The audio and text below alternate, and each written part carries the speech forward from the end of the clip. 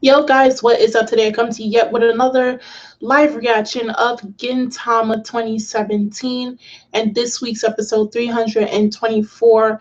From the preview that we saw, we're going to get a flashback on Umibozu's history, so more than likely it's going to be focusing on Kagura's family and how they came to be. And that beautiful woman that we saw, it's not a spoiler because we saw her in the opening and the ending, and she is indeed Kagura and Kamui's mother. So we're going to finally know who their mommy is. And that's really exciting. And we're going to see the guy that Umibozu has fallen in love with. So that being said, I'm going to start the video now. Let's see, start the video. I wanted to know what her voice was when I saw her in the manga. So if you're manga only, in the comment section on how you feel about this episode. And anime onlys, are you happy we're finding again background story on Kagura's family for the first time? And we have a flashback back to when Umibozu had hair. And Mitsu when she was a kid, so she knew him. She knew him as a child. Back when she used to as a pirate.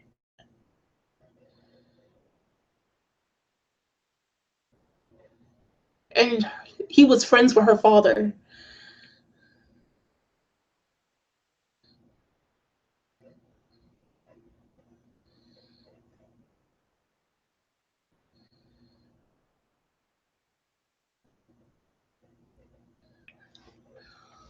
All right. So I'm guessing he told Mitsu of when he first met Kouka and their history and the fact that he was watching over her from a young age.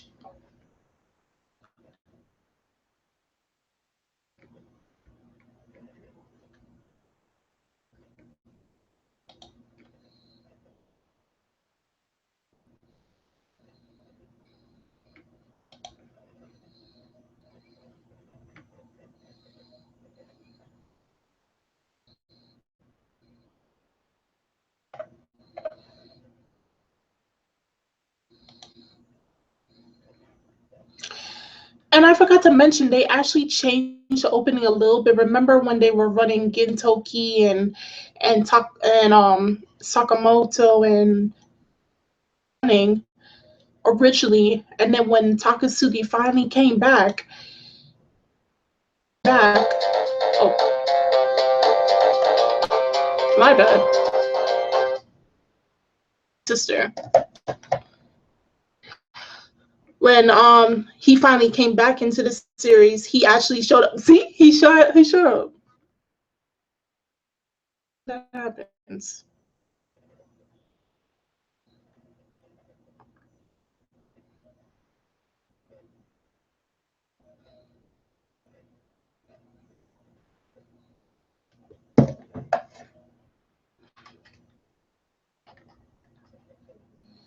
Master of Conan.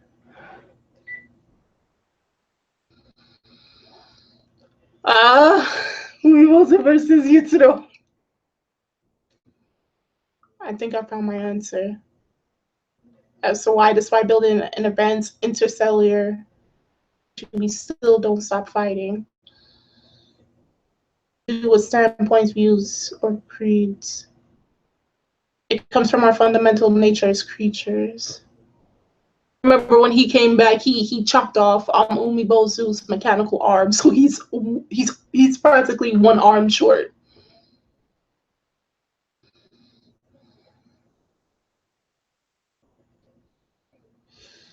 The strongest man in the university.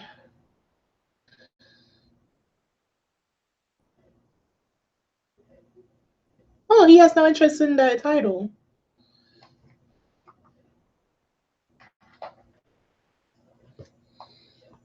And And Kagura and Kamui fell off the cliff. Being a frog.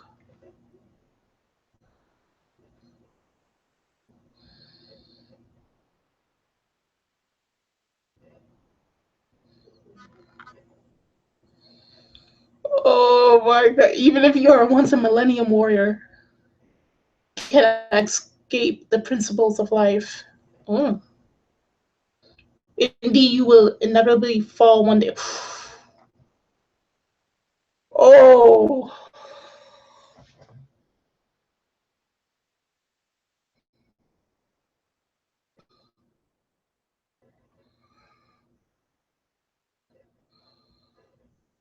Oh my god. And they went back to the flashback when Umibozu and Mitsu were talking.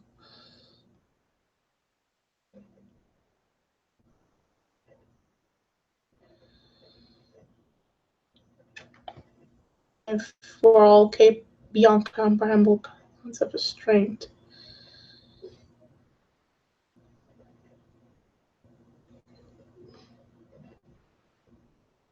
So right now they're discussing on like who would be considered the strongest person in the universe, and is it possible for Umibozu to find that person than him, and which he has years later. So originally the home planet for the Yato was called Conan, but because of a great war, it was destroyed. And Altana began to gush out of the ground and ruin the planet. And the ruined planet became a nest for mutant creatures. Among them was something that made people call Conan the planet of death. The planetary parasite Orochi, considered the master of Conan. So it's like these blue it fed on Altana reserves, and 108 heads eliminate anyone who tried to come there. So you know Orochi, if you know the mythology, Japanese mythology, Orochi was an 8-headed serpent, which one of the gods? One of the Japanese gods, I forgot, either Amaterasu or the other, defeated Orochi. And you know, Orochi was used in popular medias. One in particular, Naruto, Orochimaru, and he can have 8 heads or so, and he's like a snake, eight-headed serpent. In this case, it's 108 heads.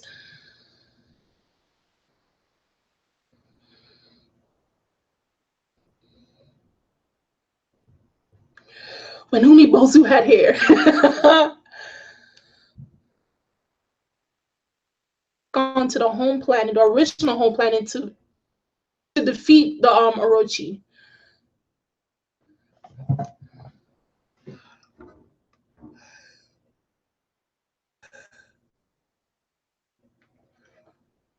They're seeing a flashback. They're talking about the flashback. We're seeing the fight happen between Umibozu and Yutsuro. I saw.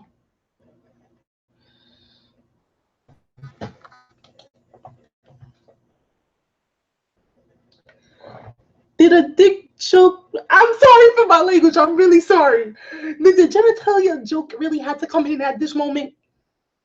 Really have to come in at this moment?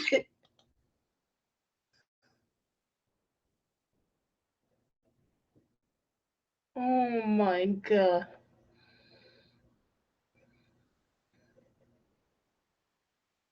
It really had to come in at this moment. Seriously, when things are getting serious, only Gintama is capable of putting in the genitalia joke, the lower half joke. He's saying that it stood up when he faced the battle with the Orochis. When he saw the woman, it stood up. And this man is fighting one of the other strongest men, a boner in the middle of battle. He is having a boner in the middle of a battle.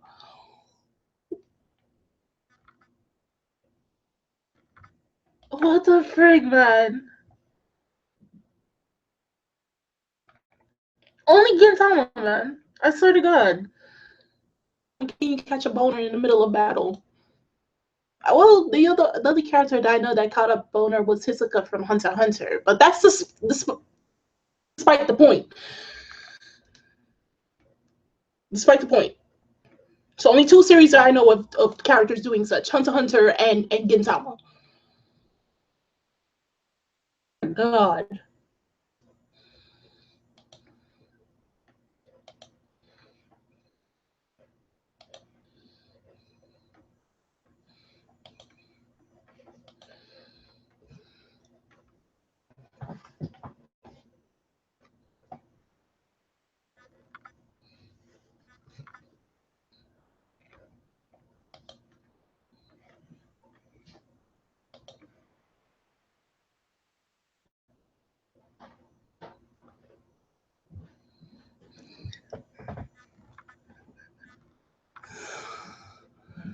You call it his instinct. Okay. The moment I laid my eyes on them, my genes immediately came to a conclusion. Oh my God.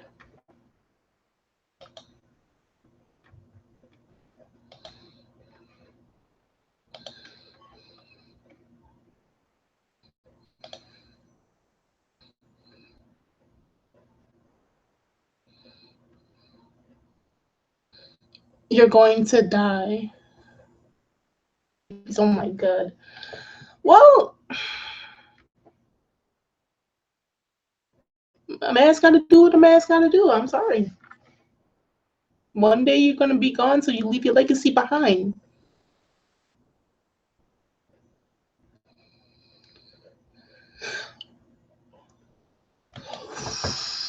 Oof.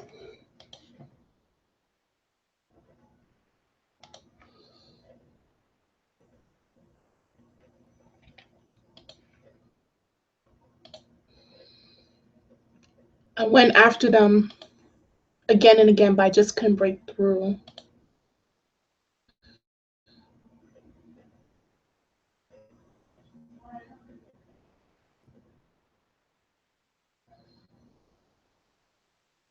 I had defeat before you did, but I felt fear for the first time in my life. Just his genes may cry until a man cannot cry until his battle is over. So I told my right.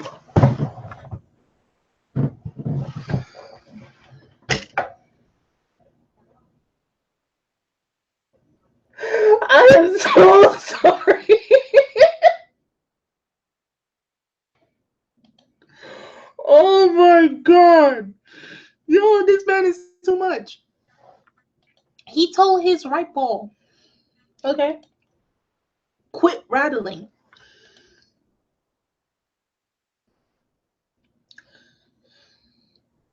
You should have been watched.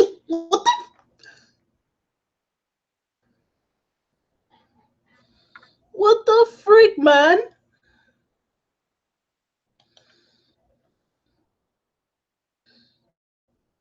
It's a long time ago. My best one's in fact. So let me fight. Let me protect my family. I'm sorry, I couldn't take it serious at that moment.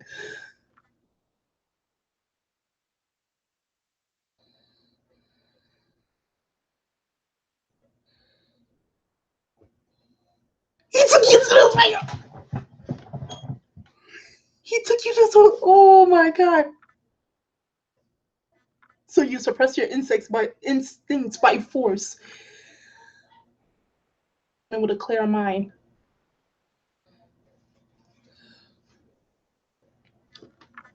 Why would I crush one of my balls? Oh my God. So he took off.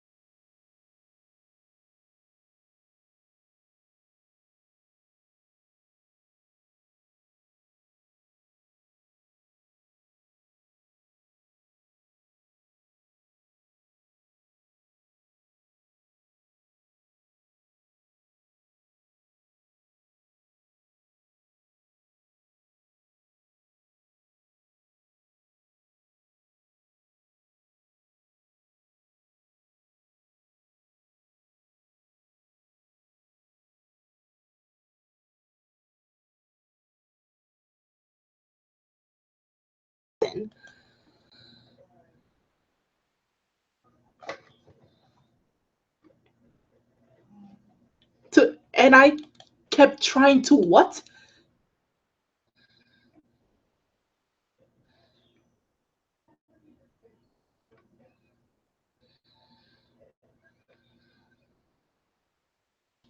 And I kept trying to woo her in order to put the Orochi in my sleep in my okay.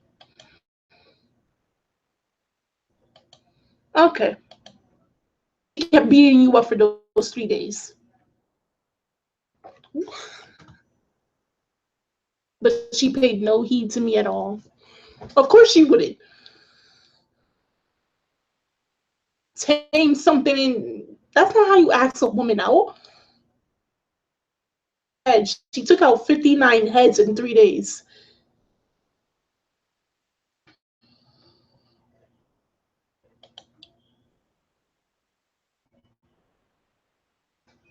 This man was not thinking with his head, but he was thinking with his lower one. He suppressed his last Orochi too.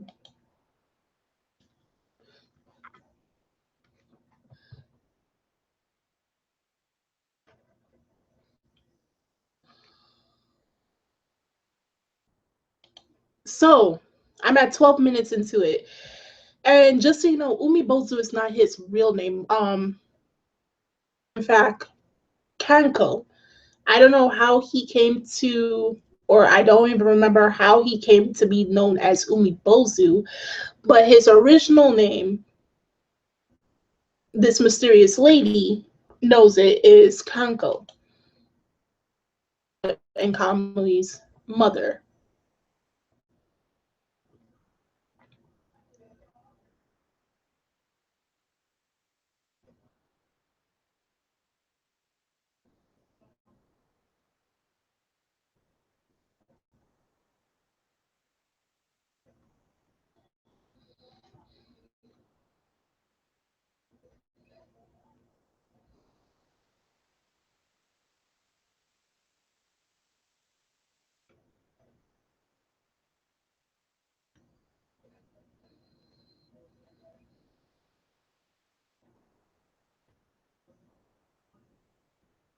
So they weren't trying to get rid of him. They were just excited and wanted to play.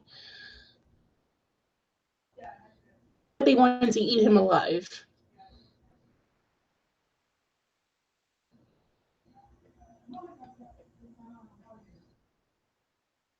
Kouka. Been going back to the original planet for some time to visit her. And every time he goes there, the Orochi does not attack him.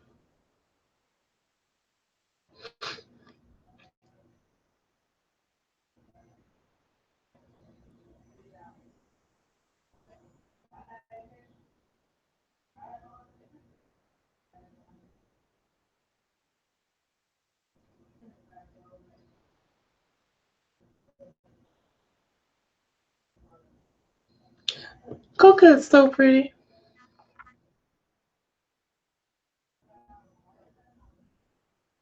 So she can't live nowhere else but there.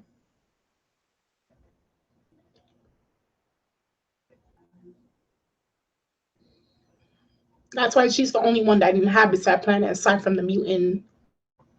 She's the only one from her clan that is able to survive.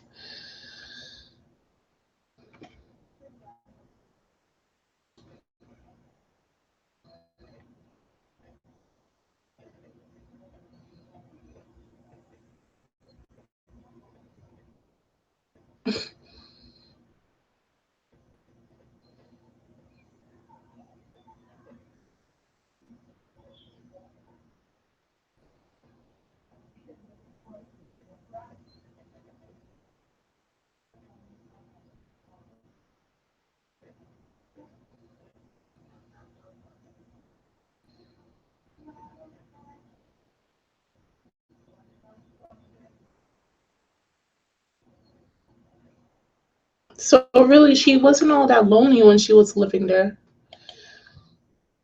And so used to it, it's no longer even her to feel that way anymore.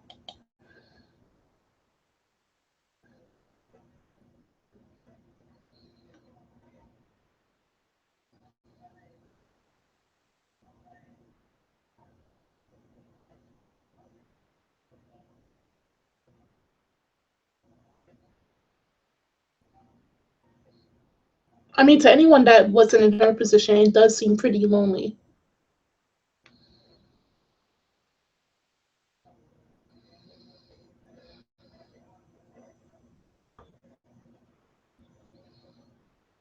Needs to.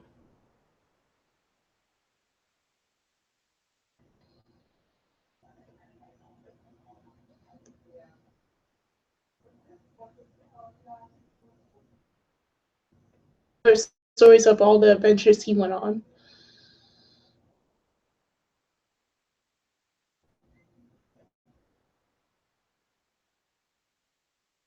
And she's grown sick of listening to him. Wants to see all the other planets with him.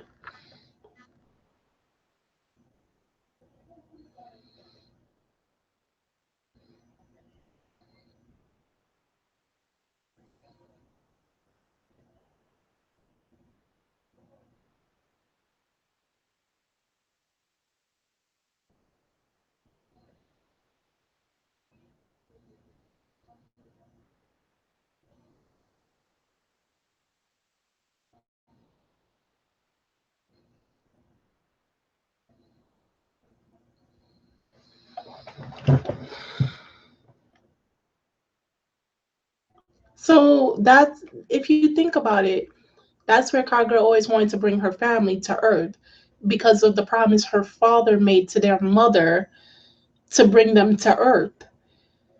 So when Kagura came to Earth, remember when she came to Earth, she wanted to show her family that place.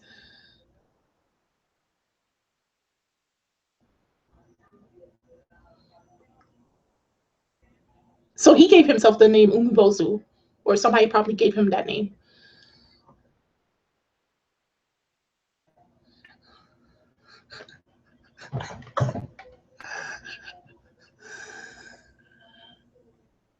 He's trying so hard to ask her out.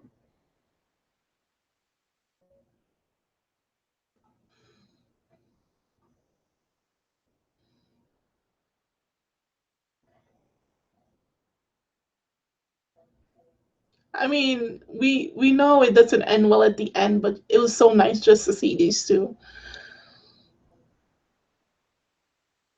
She's grown attached to you, man.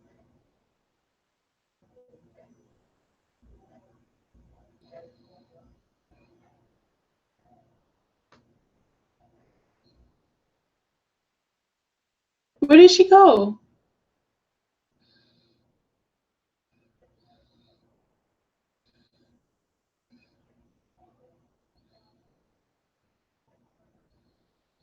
The reason she saw me off that day. So he's been whole 12 days looking for her and still couldn't find her.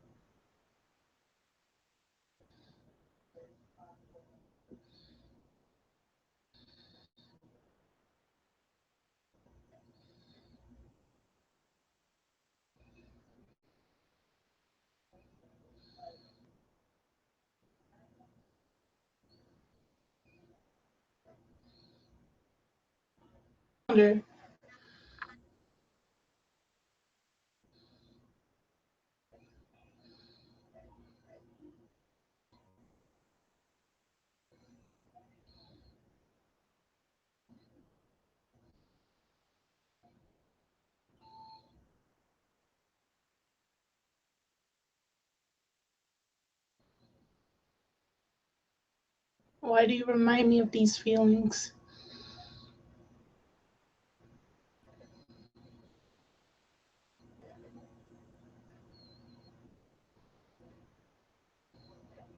Even if I have thousands of people around me, I still feel lonely without you by my side.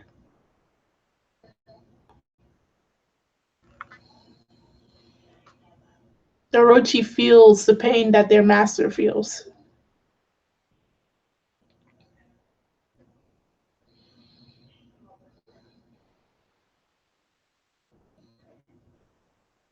He was so in love with her.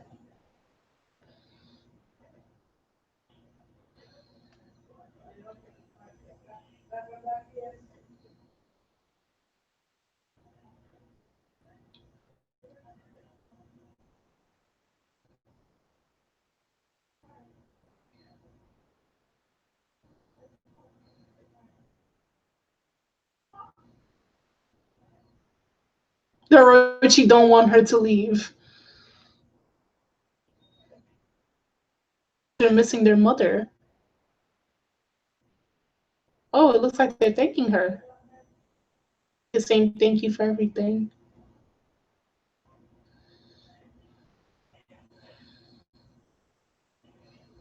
And they're seeing her off and telling her goodbye.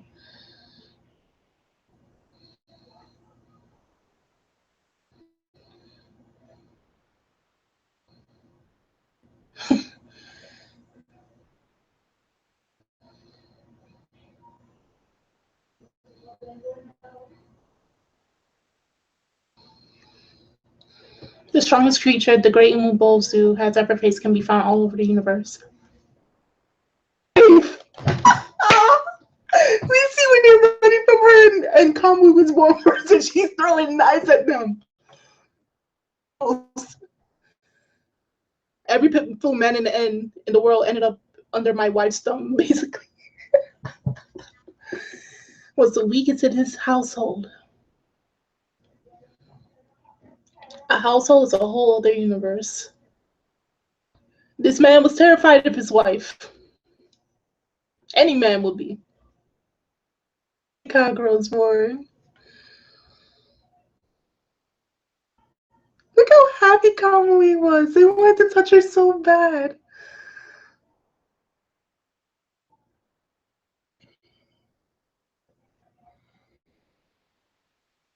Ordinary happiness is far more valuable.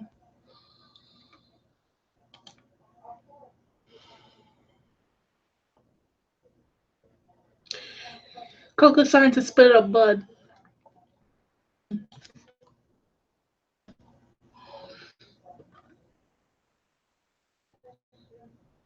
Why she never left?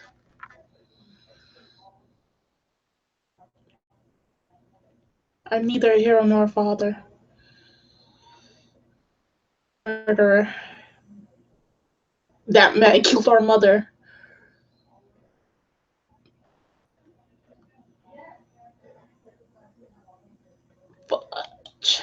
Now you understand the hatred Kamui has.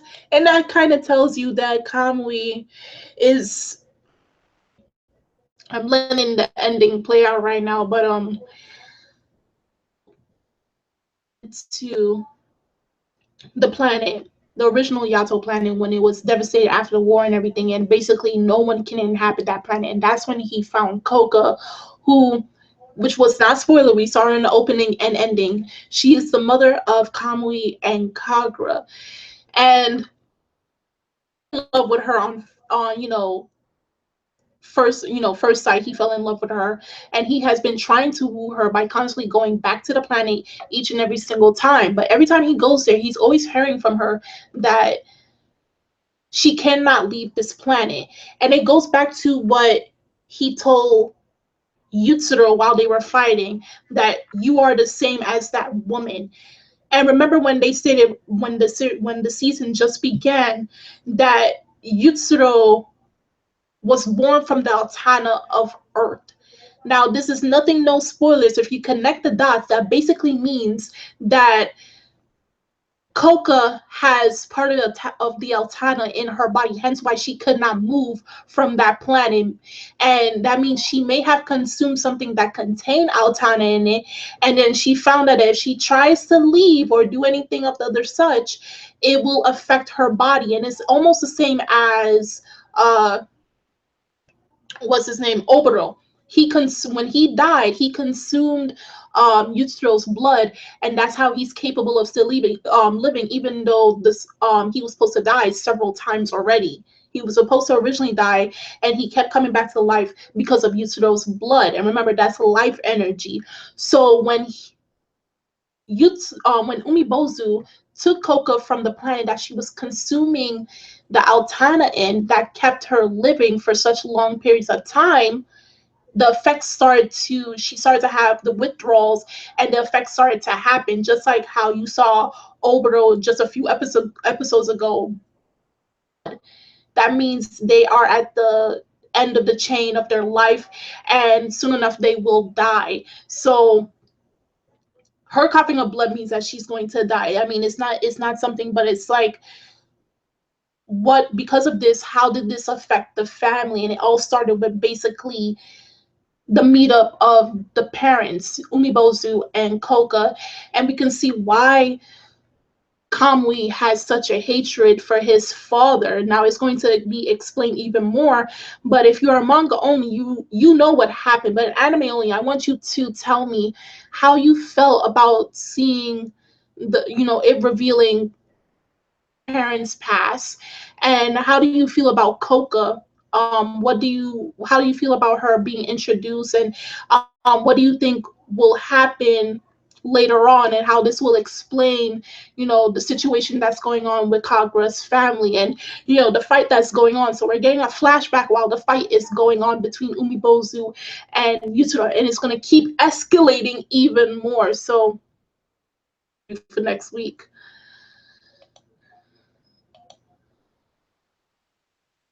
let's see the preview. So I've been dying to see this. And remember how Kagura said in the last episode, she said last episode that you're a crybaby. So Kamui loved his mother. He loved his family, but because of the things that had happened that took place, it caused him to become the person that he is now. So they will explain more. I'm not going to go any further than this, but from this episode alone, a lot of information that was told, that was scattered around the place, is now finally connecting dots. And might I add, if you saw the second movie, Be Forever Odd Jobs, Kagura kind of had the personality of her mother, when it took place 5 years into the future for the storyline. She kind of had her mother's personality, and she was kind of cold and distant, but that doesn't mean she wasn't caring and everything. And of course, she grew up to be very beautiful, just like her mother. So, and the fact that they both have the same voice actress and they sound both the same, so she grew up to having her mother's voice as well. But nonetheless, this was an amazing episode. We're finally getting into the history of Kagura's family and how it all started, starting from the parents, as well as the two strongest beings in the universe battling it out against each other. Who will reign supreme by the end of this fight? We do not know. So that being said, that's all from my live reaction. Next week, stay tuned for another one for episode 325. Do tell me in the comment section below on how you felt about this week's episode, manga and anime only people, or both in this case. And I'm Kimmy Chan of Anime Legends Podcast. The links are in the description box as always, and you guys can go check that out. And I will see you guys later. Bye. And also, sorry again about the phone ringing. I did not expect that to happen, but hopefully it doesn't happen again next week. So later.